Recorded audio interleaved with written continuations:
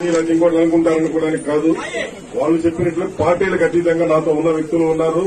అలాగే ఇక్కడ ఈ రోజు వైఎస్ఆర్ కాంగ్రెస్ పార్టీలో నిజంగా 2019 ఎన్నికల్లో వీళ్ళందరికీ న్యాయం జరిగిందని ప్రతి ఒక్కరూ ఆ రోజు మర్రి రాజశేఖర్ గారు మంత్రి అవుతారని, మరి అలాగే మేము కూడా అలాంటి సీనియర్ నాయకులు మాకున్నారు మంత్రి అవుతాడని, ఆయన అడుగుజాడలో మన నియోజకవర్గం బాగుంటుందని చెప్పేసి మేమందరం పనిచేశాం.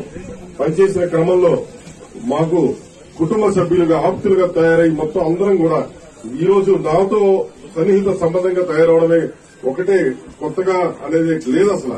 ఎందుకంటే గత 4 తరాలుగా 3 తరాలుగా అనుబంధంగా ఉన్న ఇక్కడ అన్ని కుల మతాలకు అతీతంగా అందరం వరుసలు పెట్టుకుని పిలుచుకుంటా ఉంటాం.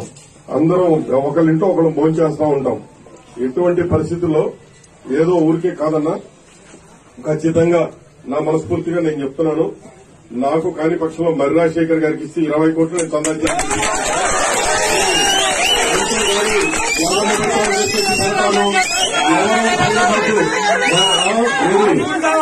పైన సీఎం ఆఫీస్ కి పిలిచి ఎవరో 2-3 చెబితే వినడానికి అంత భయపడటానికి కాదు. నియోజకవర్గం ఈసారి ప్రతి ఒక్క కార్యకర్తని బాగా చూసుకోవాలి, బాగుండాలి.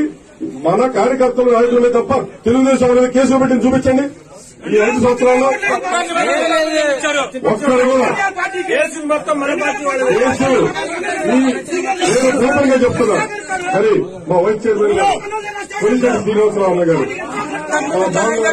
అందరూ 6.5 కోట్ల పైన తీసుకొని 3 కోట్లు ఇచ్చి 2.5 కోట్లకు కొట్టి ఈ రోజు పోయి గుంటూరులో కూర్చుంది కాదని ఆయన ద్వారా అడగండి.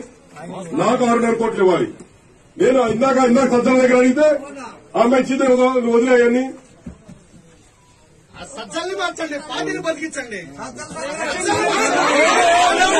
ఎమ్మెల్యేలు మాకొద్దు. ఈ రోజు గుంటూరు నుంచి ఎవరు వస్తారా లేకపోతే విజయవాడ నుంచి ఎవరు వస్తారో మాకు అవసరం.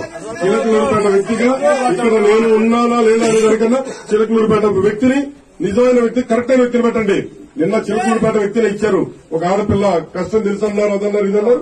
మీరు అన్నట్లే ప్రతి ఒక్కళ్ళు ఏదేదో పాటలు పెట్టారు. అందుకే ఎవరన్నా పాటలు